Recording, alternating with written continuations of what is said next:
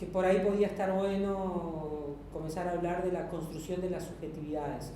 Así que nada, bienvenidos Miguel, Dani, Rafa, Lu, Vicky, Mario, Fabiola.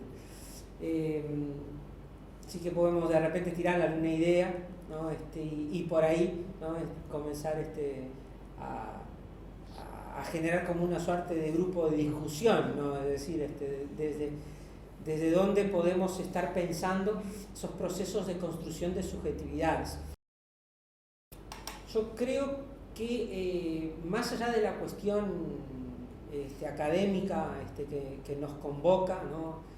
Y más allá de toda la discusión académica alrededor del concepto de esa noción de subjetividad, y tomando también en cuenta lo teórico, ¿no? O sea, tomando también en cuenta la cuestión académica, creo que podemos comenzar a pensar esas subjetividades como un proceso de construcción, ¿no? Es decir, a partir de una suerte de afirmación y ver qué podemos reflexionar.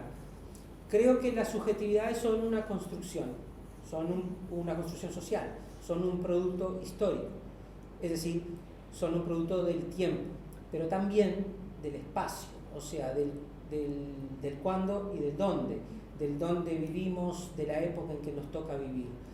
Entonces creo que podemos comenzar a partir de ahí. Los sujetos, tanto a escala individual como a escala colectiva, se construyen a lo largo del tiempo y del espacio. Bueno, ¿qué dicen? ¿Qué podemos reflexionar a partir de esa constatación? Yo quiero afirmar lo que usted venía hablando. Me recordaba que nosotros, para poder existir, somos seres sociales, y recordado en una primera instancia de nuestras civilizaciones alrededor del río Nilo, cómo ellos tuvieron que agruparse, y teniendo en cuenta el espacio y el tiempo en el cual ellos estaban, las herramientas, ellos tuvieron que adaptarse a ese contexto. Entonces, cómo el contexto nos influye y cómo lo que tenemos alrededor, el espacio, el tiempo y las personas van a tener una cierta influencia en nosotros y en nuestra identidad. Está bueno lo que Fabiola dice, ¿no? Porque es como vos le agregás una característica como que no es menor, que es aquella de que esa densidad histórica, ¿no? Es decir, es algo así como siempre fue así, ¿verdad? O sea, tanto en el antiguo Nilo como en el presente. Vos traes algo que es interesante también, que lo decís de forma indirecta, que es el hecho de que, esto de que las primeras civilizaciones aparecen en los espacios más desafiantes, ¿no? Eso en realidad es una corriente de pensamiento, ¿no? Que hace a la retorréplica, ¿no? Es decir, las civilizaciones surgen donde los retos de la naturaleza son mayores, entonces hay como una suerte de réplica o de respuesta de los pueblos. No es la intención que por ahí nosotros estemos pensando desde lo histórico, pero está bueno lo que tú decís, Fabiola, porque es una permanencia en el tiempo, y aparece en ese ejemplo aparecería de forma clara la inevitabilidad tanto del tiempo como del espacio. Yo creo que también hay otra inevitabilidad en la construcción de los sujetos y que conforman los contextos, es decir, si son una construcción histórica, si son el resultado de un proceso. Eso, entre otras cosas, quiere decir que todos los elementos estructurales, ¿no? O sea, que componen una sociedad, es decir, las estructuras sociales, valga la obviedad, es decir, lo político, lo económico, lo religioso, lo material, lo inmaterial, los discursos, ¿no? Van construyendo una idea de mundo. Entonces, en esa construcción de idea de mundo, se nos puede ocurrir pensar, y hay toda una línea de autores, ¿no? Podemos pensar en Foucault, ¿no? Desde ese punto de vista, cómo, digamos, las estructuras, y en el caso de Foucault, el peso que tienen los discursos, no solo construyen esa idea de verdad, sino que como consecuencia de eso ayudan a construir las subjetividades, es decir, los sujetos. Entonces por ahí uno puede pensar que los sujetos de hoy no son los mismos que los de ayer, ¿no? Es decir, que hay elementos cambiantes a lo que sería anteriormente. A lo que traía Fabiola, perdón que te corte Alejandro, me parece que obviamente el sujeto, un ser social, como ser social va a percibirse y se va a construir en su alrededor, ¿no? No sé, se me venía a la mente Tarzán, por ejemplo, cómo se construyó en una selva. Pero ahora tú traes que no es lo mismo la época de antes como la de ahora. Hoy en día, por ejemplo, tenemos todo lo que es la era digital y esos sujetos y su propia subjetividad se va a construir a través de esta era digital, que va a ser totalmente diferente a lo que era hace 50 años. Sí. Hace 50 años, por ejemplo, o más, tenían una radio, se enteraban todo por una radio y se iban construyendo, como tú decías, con esos elementos culturales, económicos, a través de lo que escuchaban o de lo que le relataban. Hoy en día, con un solo clic, ya se pueden enterar y también armar su personalidad y sus subjetividades a través de lo que es un celular, por ejemplo. Y cómo esas subjetividades están totalmente atravesadas por todas las cuestiones interseccionales, ¿no? De la forma de percibir el mundo, ya sea desde un hombre, desde una mujer, desde una persona negra, desde una persona blanca, indígena, cómo la forma en la que siente, que percibe las estructuras sociales y demás está totalmente conectada con la interseccionalidad. Quisiera mencionar algo que creo que aborda un poco esta discusión, y es de dónde se construye el sujeto, ¿no? Y para eso, ¿qué entendemos por sujeto? Y yo creo que les podemos dar dos momentos. Un primer momento que es la construcción de la identidad que pertenece al individuo y cómo desde el individuo se va a construir después ese sujeto como algo exterior. Entonces el sujeto plantea la necesidad de ese otro, con el cual en el diálogo con ese otro se va construyendo de alguna manera, y Foucault ahí va a señalar estas dos partes, ¿no? Como dice por un lado, el sujeto está condicionado al otro, y después dice el sujeto está atado a sí mismo. Y esto nos puede llevar a varias preguntas. Uno, ¿quién es ese otro? Y cómo ese otro termina condicionando la construcción del sujeto, que va a ser parte de mi identidad. Y después, ¿quién soy yo realmente? ¿No? Y cómo el descubrirme a mí implica descubrir ese sujeto que de alguna manera va a estar en constante relación, pero en constante cambio. Esto que acaba de mencionar Daniela, no es lo mismo, viéndolo desde una perspectiva histórica, la construcción del sujeto mujer hace un siglo, que lo que representa el sujeto mujer para nuestra sociedad en la actualidad. Entonces tenemos que es un concepto que va a ser cambiante, pero también va a depender siempre del otro. Y hay un elemento que a veces salta y que me parece que es muy importante para tener la discusión, y es el lenguaje. Porque la construcción del sujeto, esa relación con el otro, va a estar siempre mediada por el lenguaje. Y cómo el lenguaje, en su construcción de significados, va a permitir en cierta forma que esto vaya mutando y adhiriéndose a nuestro tiempo social. Yo creo que lo que vos decís, Miguel, a mí se me ocurre pensar que tiene, a ver, va en la línea de lo que los gurises estaban diciendo, ¿no? O sea, nosotros nos construimos con el otro, eso significa que hay un componente social en la construcción de las subjetividades, ¿no? Sin la vida social es como que los sujetos no se construyen, ¿no? O no se definen. Yo quisiera vincular con algo de lo que vos dijiste que me parece que aparece ahí y que creo que es muy interesante para reflexionar también encima de eso, con una cuestión de tiempo histórico propiamente dicho, ¿no? Pero vos lo decías, no es lo mismo la mujer del pasado que la mujer del presente.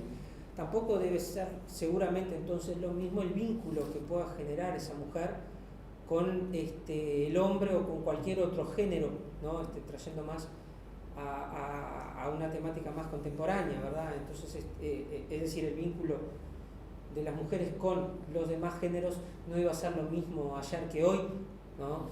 Tampoco es lo mismo en el hoy en distintos lugares del planeta, ¿no? Entonces hay esa inevitabilidad de lo social, es decir, de la vida con el otro.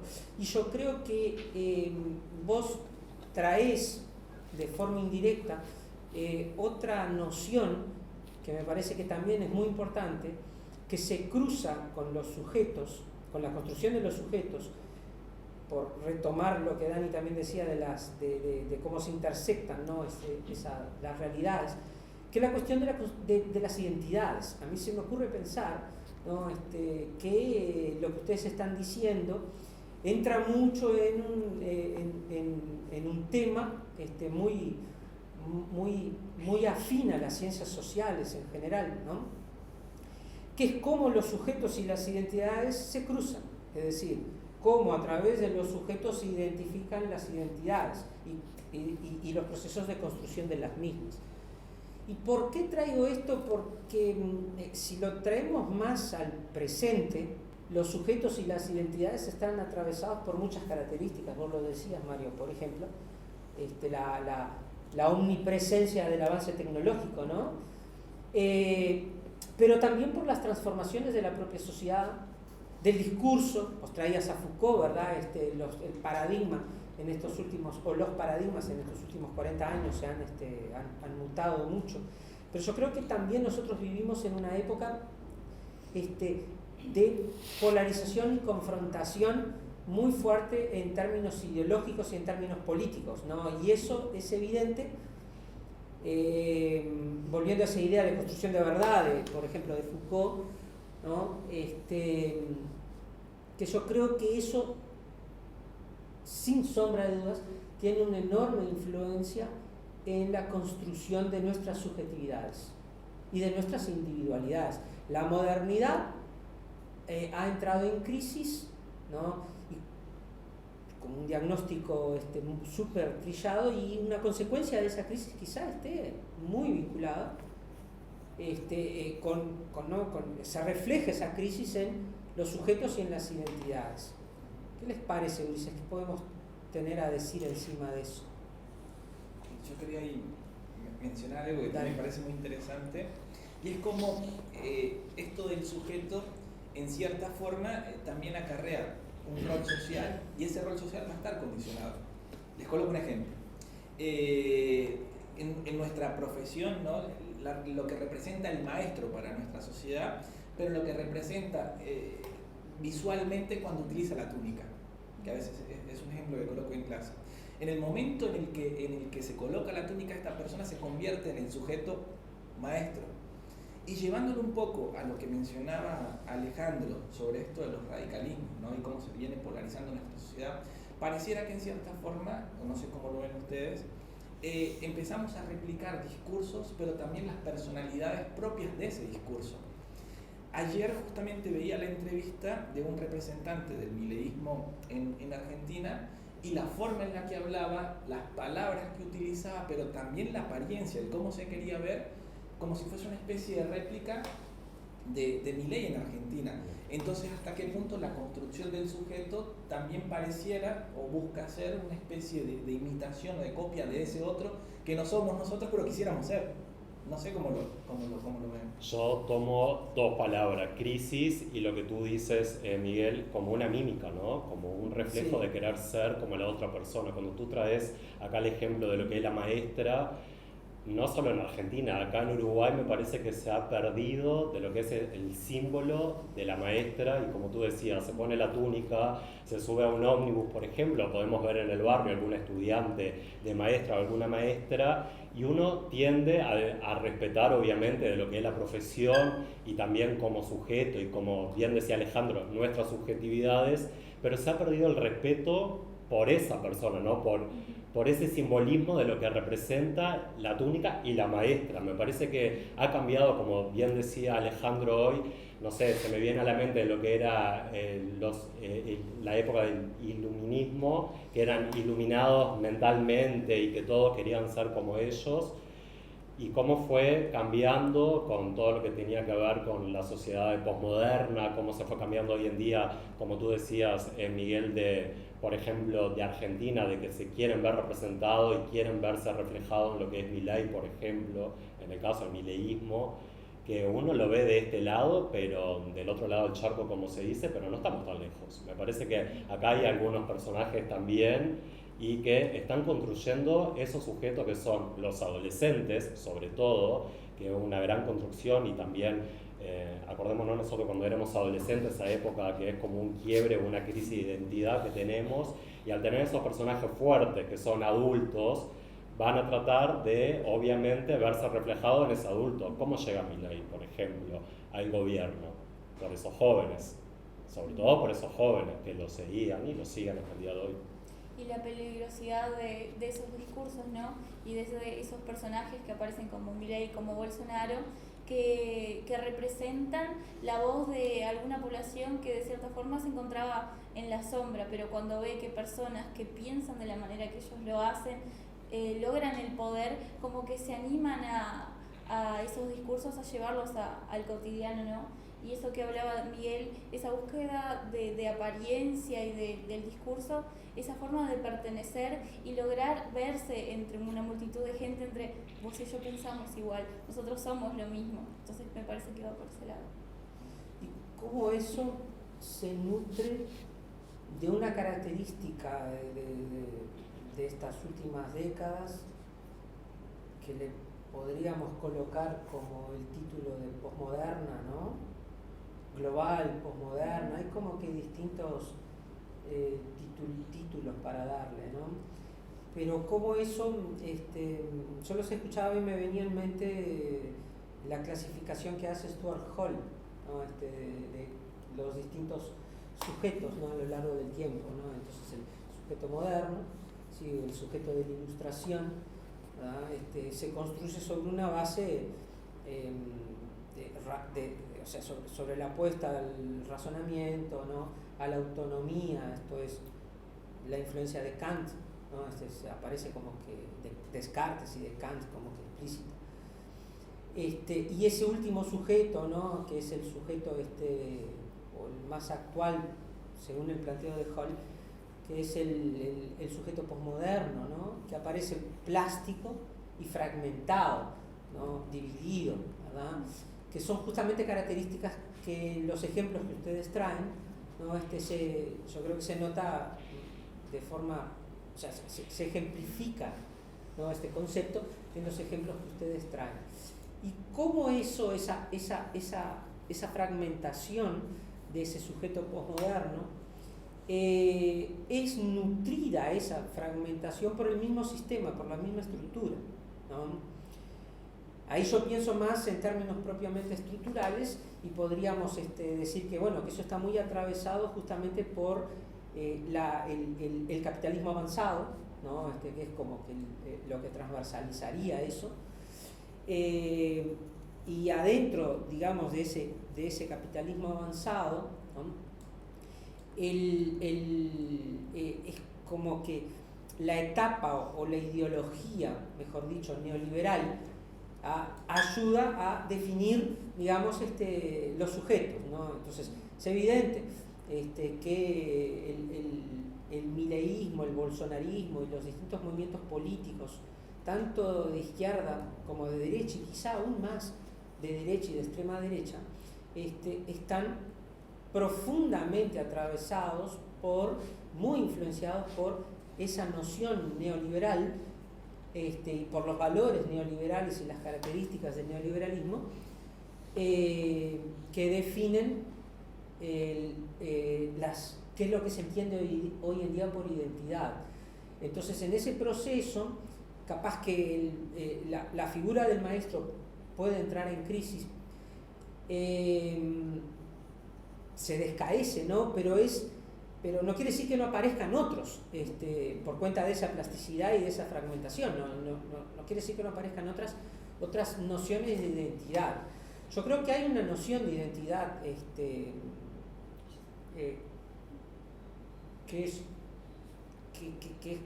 a mi entender como muy central, ¿no?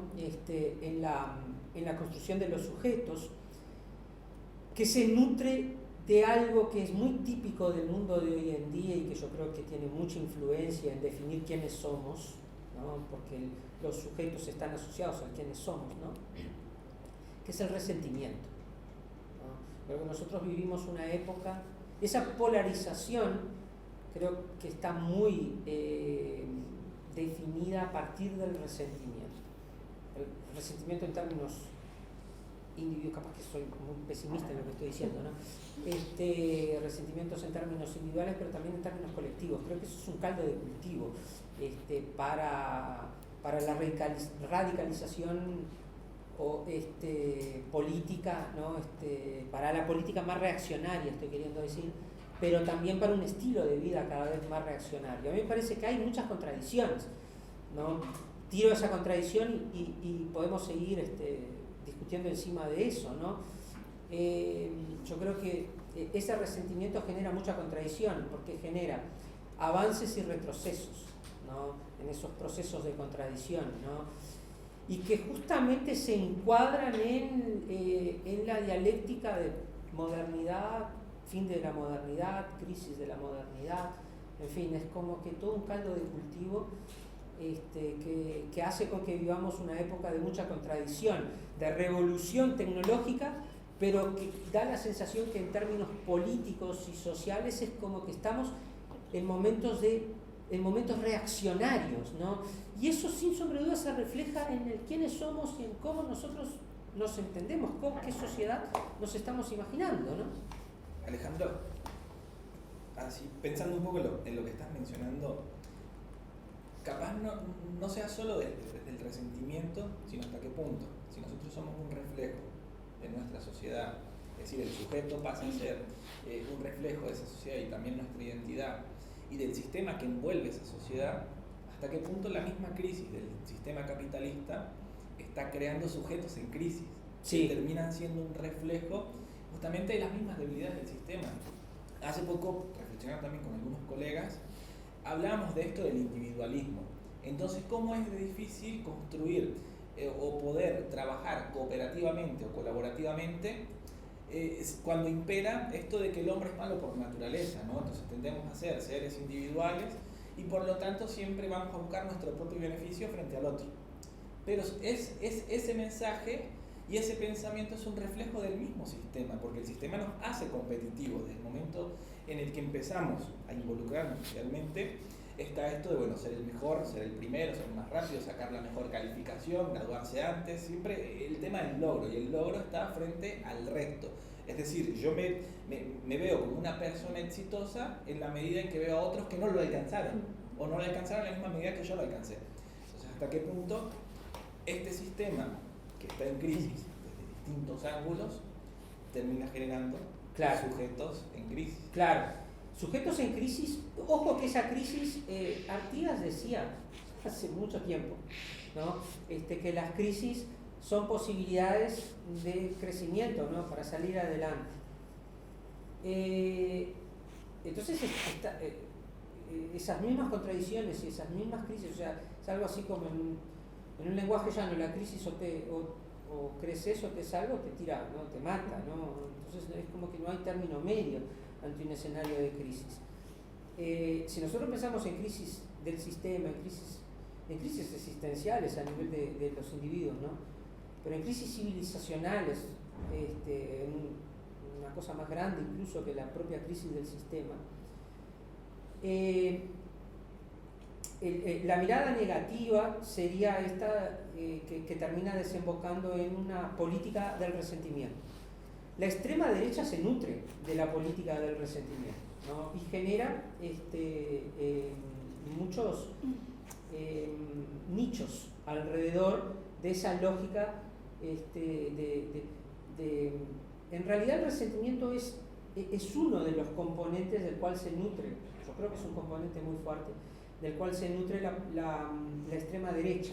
La extrema derecha se nutre mucho de las emociones, ¿no? Entonces va mucho hacia el discurso emocional, de que genera sentido de pertenencia. Y eso es interesante, porque eso hace unas décadas atrás estaba en la izquierda.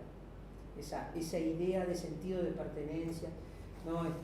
y de identidad asociada a la pertenencia a un grupo, ¿no? Pero lo interesante de este momento, y quizá ahí, ¿no? Hago estribo un poco en lo que vos decías, es que esas contradicciones también permiten escenarios a futuro, ¿no? De reverberar otras cosas, ¿no? O sea, otras, quizás los movimientos sociales, no todos, pero la gran mayoría, son una expresión clara de posibilidades de otros mundos, ¿no? Un poco como dicen los zapatistas. Que aparece mucho eso de, bueno, vamos a, ¿no? No vamos a dejar que el odio, ¿no? Y que las emociones negativas que terminan desembocando en la xenofobia, ¿no? Y en la destrucción, ¿no? Que no nos dominen, ¿no? Entonces hay en esa crisis del sistema, el mismo sistema permite la posibilidad de emergentes que sean disruptivos, ¿no? con el sistema. Creo que los movimientos sociales en general son un fuerte ejemplo, ¿no? Algunos movimientos sociales son más agenciales que otros y por lo tanto pueden ser constructores de identidades alternativas, ¿no? Un poco como para que no quede solamente esa idea de que todo está perdido, ¿no? El non-future del movimiento punk de los años 70. Quisiera seguir por ese camino que estás señalando, porque entonces hablas por un lado del tema del resentimiento, ¿no? Y cómo esto termina siendo una especie de motor en estos nuevos movimientos, y también estas dos visiones donde, bueno, las crisis pueden sacar lo mejor de nosotros o también pueden sacar lo peor de nosotros, de nuestra sociedad. Y ahí el elemento violencia también, muy adherido a esto del resentimiento, es algo que me llama poderosamente la atención, y en especial cuando haces el contraste entre el actual movimiento derecha, extrema derecha, nutrido por el resentimiento y que se expresa también por medio de la violencia, y también lo que pudo haber sido en otro tiempo los movimientos de izquierda. Sí. Pero llevándolo actualmente, justamente esto del resentimiento y particularmente algo que me viene llamando mucho la atención, es el resentimiento del hombre frente a la mujer, ¿no? Cómo hasta qué punto todos los derechos que ha venido justamente alcanzando la mujer en nuestra sociedad han sido en contrapartida de la acumulación de resentimiento en el hombre y esta necesidad de recuperar la hombría, o esto que de alguna manera nos hace hombre, diciendo de una forma sarcástica. Y no sé si ustedes vieron el video del Chicharito, el jugador mexicano. No le tengan miedo a ser mujeres, a permitirse ser lideradas por un hombre que lo único que quiere es verlas felices, porque nosotros no conocemos el cielo sin ustedes. Sí, jugador de fútbol. Muy jodido. Y cómo el hombre, que aparte no era un video, es un montón de videos, y mostrando esto de, bueno, la mujer tiene que seguir limpiando porque estamos perdiendo nuestra hombría, al final somos los proveedores, reproductores, ¿no? Todo un discurso arcaico. De la energía femenina, de la energía masculina. Pero hay muchos movimientos de extrema derecha que a través de ese mensaje y por medio de ese discurso se empiezan a movilizar y encuentran en ese otro capaz mucho de los eso que alguna forma de explicar su fracaso, volviendo, ¿no?, a la crisis del sistema capitalista que nos dice que tenemos que ser los mejores, y en la medida que somos los mejores vamos a alcanzar el éxito, pero está... ¿Qué pasa si no logramos eso? Claro, ¿no? ¿Qué pasa si no logramos? Nos genera resentimiento y buscamos un culpable. ¿Quién es el culpable? Y Eva. Y entonces, en el caso del hombre, la culpable termina siendo la mujer, y en el caso también de la extrema derecha y de los grandes capitales, el culpable es el Estado. Pero siempre tenemos que identificar ese otro para el cual nos vamos a movilizar. No sé cómo lo ven ustedes. Y agrego otra cosa, porque vos manejabas el ejemplo de Chicharito, ¿no? Mexicano, ¿no? Pero nosotros estamos en el departamento con más violencia de género y doméstica a nivel de todo el Uruguay, ¿no? En algunos casos triplica a otros departamentos. Pero esto es lo que pasó anteayer en Brasil, No. que el hombre le dio 60 socos a la mujer y la justificación de él es que estaba en el ascensor y le dio castrofobia, puede ser que tenía miedo al encierro y que estaban discutiendo y que le dio los 60 socos por eso, no es que la quería agredir. Entonces, ahí vemos que cómo quieren... es una excusa, claro, una excusa a la propia de la propia de la violencia, propia ¿no? O sea, como que y que la culpable era motivo. la mujer porque le había mostrado mensajes y que lo llevó a realizar eso. Siempre hay una excusa a que la violencia sí puede suceder hacia la mujer por ciertas cosas o siempre se la culpabiliza. Y hay muchos comentarios en las redes sociales que decían así, alguien estaba hablando sobre eso y decía, ¿qué hizo ¿por qué será que le pegó? ¿Qué será que ella hizo? ¿Cuál era el mensaje? Siempre queriendo justificar esa agresión hacia la mujer. Yo, sumado a lo que dice Lucía, me parece que quiero aportar que el machismo no se ha ido, más allá de que ha habido derechos adquiridos por todo lo que tiene que ver el movimiento feminista, no se fue, sigue estando en esta sociedad y acá hoy en día en esta ciudad, lo que es Rivera, pero en el mundo también, porque hablamos, por ejemplo, de la primera ministra en Alemania, que podemos decir lesbiana, que es de la comunidad LGTBQI+, pero sin embargo tiene pensamientos machistas y es de lo que es la ultraderecha. Estamos hablando... Exactamente, y a mí no sé si lo que es, me preocupa un poco, pero cómo la ultraderecha está avanzando de vuelta acá en América Latina. No podemos dejar pasar eso, con derechos que queríamos ganado, con lo que podría ser, como traía Alejandro, por parte de la izquierda, de lo que eran esos movimientos que se armaban en lucha y que se siguen armando también. Ha retrocedido, se ha retrocedido en derechos, no se ha ganado, más allá de que han habido, obviamente... Sí, es que hay un corrimiento, vos traías el movimiento LGBT, hay un corrimiento de algunos sectores del movimiento o de muchos integrantes del movimiento a la derecha y en algunos casos a la extrema derecha. Y eso no deja de ser preocupante, ¿no? Porque creo que se van camuflando y de ahí siguen, no es que no existan más, sino que se van camuflando y van como que con el bombardeo de informaciones que hay en las nuevas generaciones y todo, lo que hacen es camuflarse, no es que no siguen existiendo. Sí.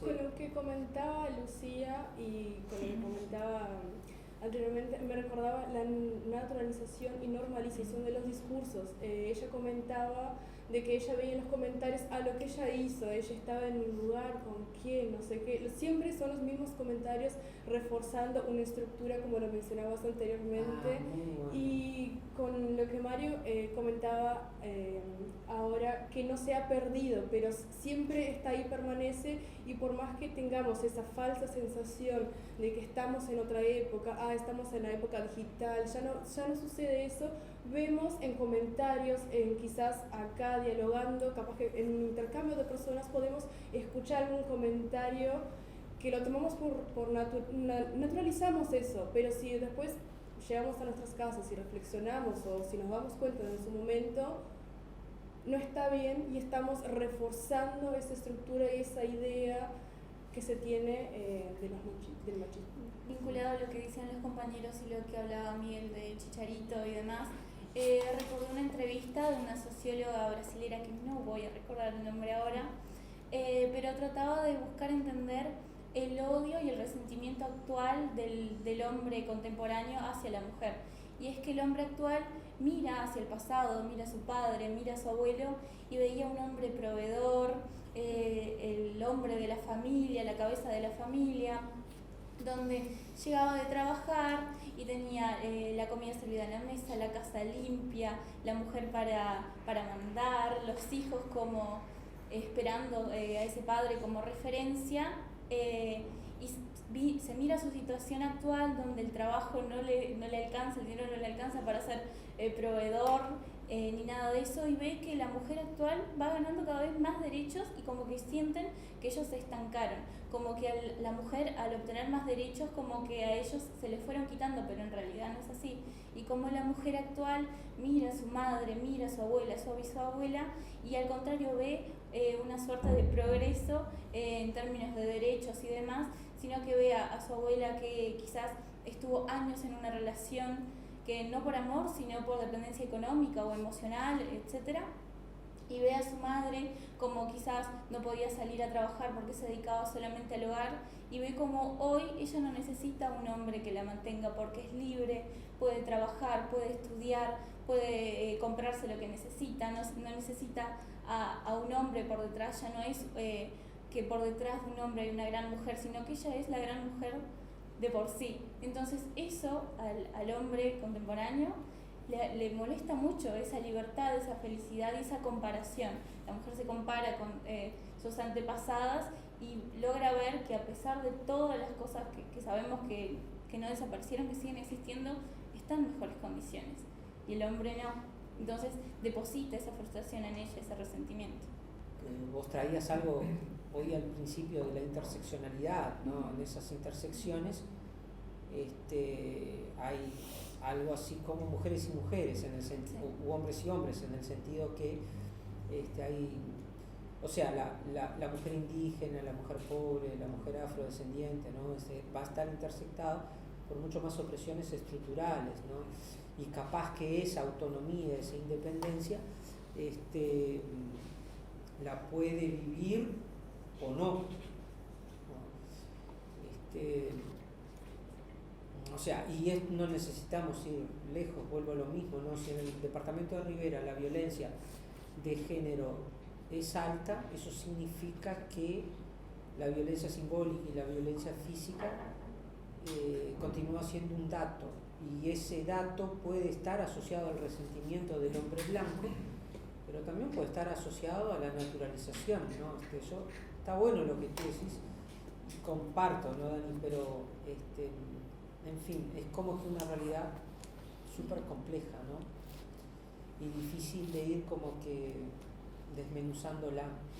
O incluso más allá también, cómo operan las instituciones y bajo qué lógica continúan operando esas instituciones. Con respecto al tema de la violencia de género, aquí en el departamento de Rivera, entonces, a pesar de que se ha avanzado en derechos, se ha avanzado en la discusión, estas resistencias que también estábamos hablando, pero como a nivel institucional, a pesar de existir leyes, organismos específicos para diferentes casos, al momento de lo más básico, la mujer coloca la denuncia, entonces quien le recibe la denuncia ya se coloca a veces como juez o juzgando, en este caso a la mujer por denunciar. Y les doy un ejemplo aquí en Rivera. Mi compañera actual en algún momento de su vida me contó que denunció a una pareja por violencia de género, y hasta por mismos vecinos o vecinas que consideraban amigas de esto, pero ¿por qué lo denunciaste? ¿Cómo llegaste a ese momento? Y ahí nos damos cuenta justamente el encuentro de estos dos discursos, ¿no? Y esto de la sociedad que no termina de morir y la sociedad que no termina de nacer. Gramsci. Esa premisa gramsciana. Y cómo terminamos conviviendo entonces también a nivel institucional con las políticas que se estimulan, pero también a nivel cultural con toda esa historia de vida que opera dentro de las instituciones por personas, por individuos, y hacen de que estos cambios se den y no se den en la medida en que termina permeando la cultura, ¿no? Pero yo pensando en justamente esos desafíos para el actual y futuro docente, ¿no? Cómo enfrentarse a ese mundo tan contradictorio de avances de derechos, de mujeres más empoderadas, pero al mismo tiempo también de gente que se resiste profundamente a ese avance, ¿no? Y en la construcción también de las subjetividades, claro, de los sujetos. Estamos hablando, como yo hoy traía, de un adolescente que está en una etapa crítica entre comillas, pero con sus cambios hormonales, y también tratando de identificarse y buscando y allanando esa personalidad. Esas presiones, ¿no, Mario? Los mandatos de género, por ejemplo, que son tan fuertes, ¿no? Yo creo que es súper complicado ese tema de machismo, por ejemplo, en donde nosotros vamos a trabajar futuramente o estamos trabajando ahora, porque está todo ese discurso de que ya no hay más machismo, de que es menor que antes, pero estás en un salón de clase y, por ejemplo, le dicen a las alumnas que no pueden utilizar pollera porque va a dar problemas. Y ya no hay un porqué, sino que simplemente acatan eso porque es un docente el que lo está diciendo, entonces tendrá un porqué de decirlo. No, Pero, claro, vos como adulto también pensás, tipo, pero ¿por qué? ¿Por qué sería un problema? Y ya sabemos el problema que es ese, el que utilicen polleras las gurisas, ¿no? Está claro, creo. Pero como eso no llega más, simplemente se queda ahí y se tapa. Yo, por ejemplo, antes de hoy, de venir a este encuentro, estaba releyendo El sujeto y el poder de Foucault, justamente para ver desde dónde trabajaba Foucault nuevamente lo del sujeto. Y hay algo que me parece que es clave en eso que estás comentando, de la libertad y el poder. Entonces, cómo el poder va a terminar operando donde hay libertad, porque justamente necesita de esos espacios, pero cómo el poder también va a generar resistencia. Entonces, vemos en esta lucha de búsqueda de libertad, es decir, poder ir con libertad, con pollera, y cómo el poder, al ver esa libertad, también se termina oponiendo, ¿no? Exacto. Es como que los sujetos y las identidades en esa construcción histórica que hacíamos alusión al principio son construcciones que están asociadas al poder, a las relaciones de poder, ¿no? O sea, somos lo que somos porque somos el resultado de relaciones de poder. Vos decías, Rafa, o sea, ¿cómo se acata? Bueno, acatar es el resultado del ejercicio del poder, ¿no? Del poder sobre alguien, ¿no? ¿Cómo se naturaliza? Fabiola decía hoy también, ¿no? Entonces eso es poder, ¿no? Es lo que Miguel nos trae. Entonces las identidades son frutos o una consecuencia del poder, de las relaciones de poder. Y eso nos trae a algo, con una suerte de reflexión, ¿no? ¿Cómo en un mundo con más derechos, los derechos siguen siendo colocados en tela de juicio? ¿Y cómo en un mundo con más derechos la sociedad está cada vez más polarizada? Y esa polarización quizá traiga como consecuencia una suerte de parálisis, ¿no? Entonces es como que estamos, muchas veces me da la sensación que estamos como que, ¿no? Cambia la tecnología, cambia muchísimo, ¿no? La ciencia cambia muchísimo, ¿sí? Nuestra vida está como que no muy absorbida por la velocidad, ¿no? Por esa sensación, ¿no? De que no nos da tiempo para nada. Pero no sé si les pasa, pero a mí lo que muchas veces me pasa es que es eso, pero es como que una suerte de vacío de contenido, ¿no? Entonces cambia la tecnología para que nada más cambie, para que todo el resto no cambie, ¿no? Entonces tenemos esa suerte de parálisis social, cultural, y parálisis de los cambios de verdad, ¿no? Entonces y esto vuelvo a esa idea de contradicción, ¿no? O sea, qué contradictorio es todo esto que hace con que tengamos más derechos, ¿no? Y eso termina siendo una suerte de espada de Damocles para la propia democracia, ¿no? Un problema para la propia democracia, cuando tendría que ser en todo caso la solución democrática, la salida a la encerrona democrática, ¿no?